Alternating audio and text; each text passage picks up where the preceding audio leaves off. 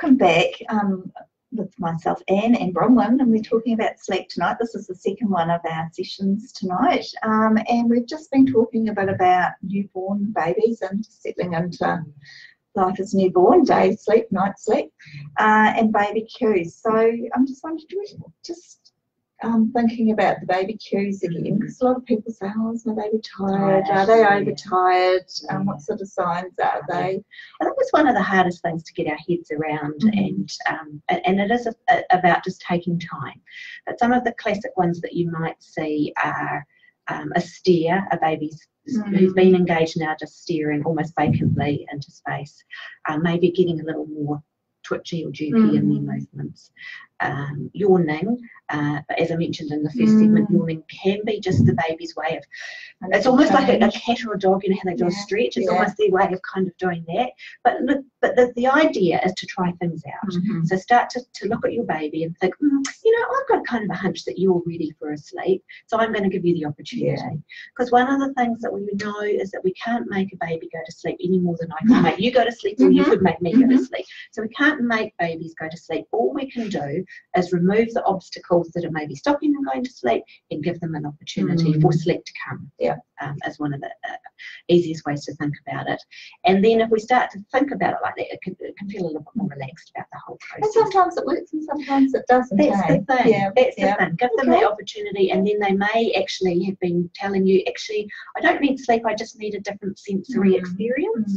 So I need to feed again. And I might have just fed 20 minutes ago, but I need to feed again. Or I'd just like to be looking out the window now or talking to somebody, or just changing the sensory experience of what they're doing.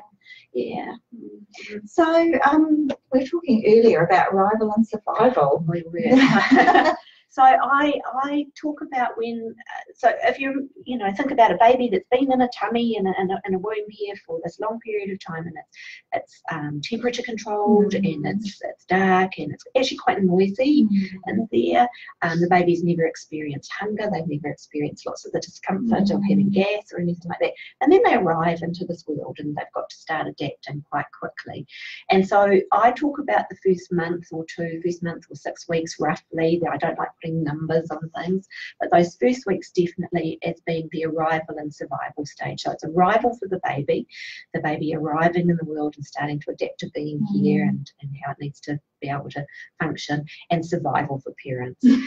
Just about survival. It's just about doing whatever you need to do to, first of all, really focus on feeding and getting that going, however it's going to be working for you. Really put energy into that, because babies won't sleep unless they're I won't sleep if I'm hungry, and babies won't sleep if unless they're fed. So focus on feeding and then sleeping around that, and just do what you need to do. So that's the survival part. Feed yourselves, get through the day, keep your expectations low, and anything else at the moment. I think it can be so hard for some parents because they get, my friends have, their babies sleeping through the night and they're only a few weeks old, and mostly that's not true. The research will tell us that, they sleep all, really well in the day, and my baby's not doing that. They're waking up, we're having really short sleeps in the day, and just what do I do with a little baby who's not sleeping? And I think just understanding that it's normal for babies to sleep in different lengths, and that each day is going to be different. Each sleep will be different, and each day will be different. And as children get older, things get more uniform. So for an example, a newborn baby in that first 4 to 6 weeks, the range of normal sleep in 24 hours is 9 to 19 hours in 24 hours. So you could have one of those 9-hour babies, and then it's like, what do I do? So what you do is you plan your day the way you want it to be, and you carry on doing the activities that you want to do that are interesting for you, because then it'll be interesting for your baby as well.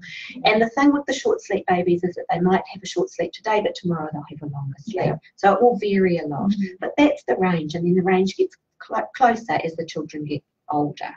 So they get more clumped together, so your 2-year-old's more likely to be in the 10 to 15, and then it gets a smaller range. But it's really wide for newborns, so just understanding that can be helpful. wonderful. And I think it's important to realise the different things that feed into how your baby will sleep in your family. So you've got a unique family and a unique environment. You've got your culture, you've got your own beliefs about sleep and how it should happen. You've got your baby and how ready it was to be born and arrive in the world and how well it is and how well you are.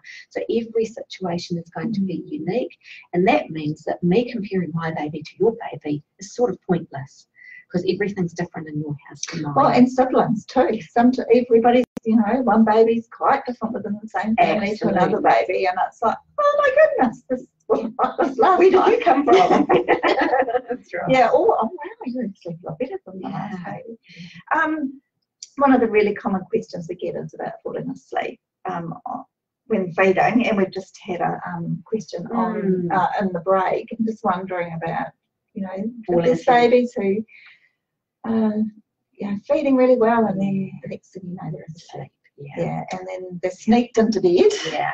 Popped into bed, and then you leave thinking, right, you're in a really lovely deep sleep, and then a couple of minutes later, or 15 minutes later, and then they're awake, and then the whole cycle starts again and again and again. So I would say again in that arrival stage, it's perfectly normal for babies to fall asleep. First of all, because feeding, because of the milk and having a full tummy, it makes us sleepy. I know after I've had a big meal, I feel a bit sleepy. And babies use a lot of energy doing that, and so it's perfectly natural for them to fall asleep at the breast. So trying to make that transition as smoothly as possible is a bit of an art, and some babies will tolerate it better than others, and you just have to keep practicing.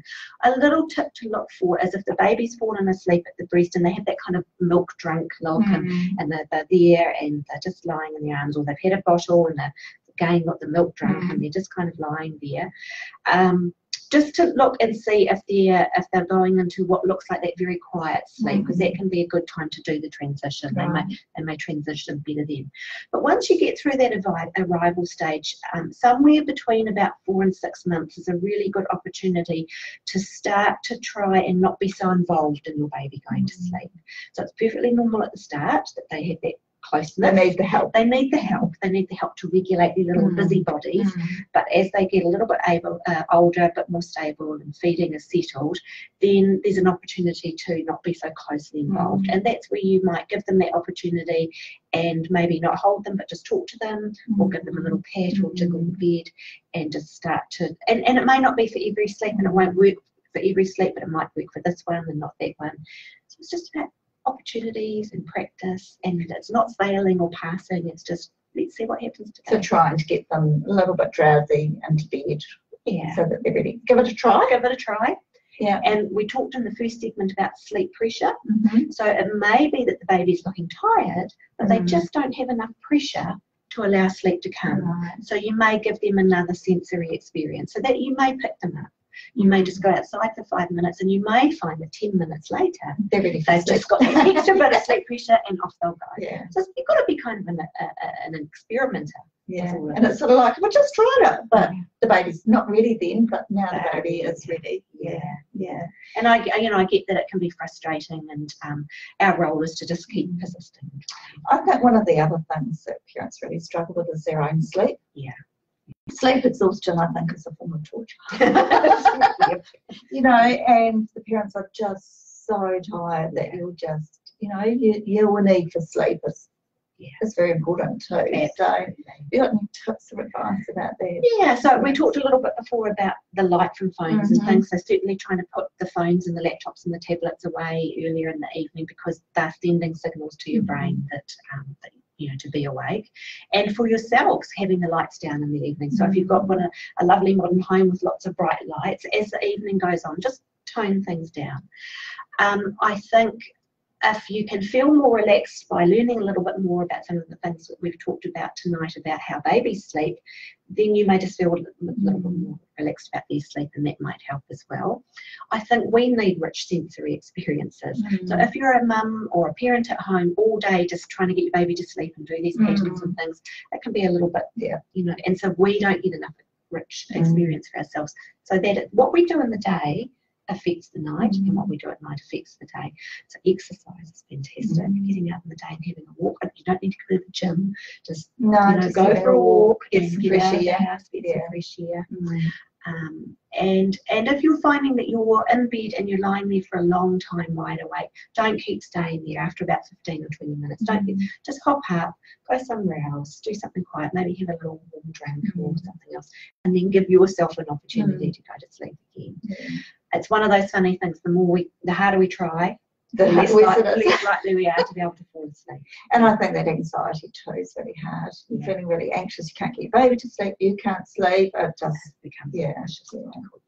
And then, every so often it can get quite overwhelming, and so that's when, if you can, you fall in the other troops and you get somebody to come and help. And often mums will find in that early arrival stage that they can get quite a good sleep from about that 5 o'clock in the morning. It's often a 5 o'clock in the morning feed, and they'll go back to sleep quite deeply then. And so if there's an opportunity for someone else in the house to be on duty and just let you get those extra few hours sleep, you're not being lazy, you're not being indulgent, you're looking after yourself, because as they say, you can't pour from an empty jug.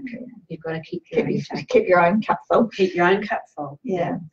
Lovely. And I think the important thing is ringing Plunket line. That's what it's there for. So that'll take us through to our next. So come back to us for our last session.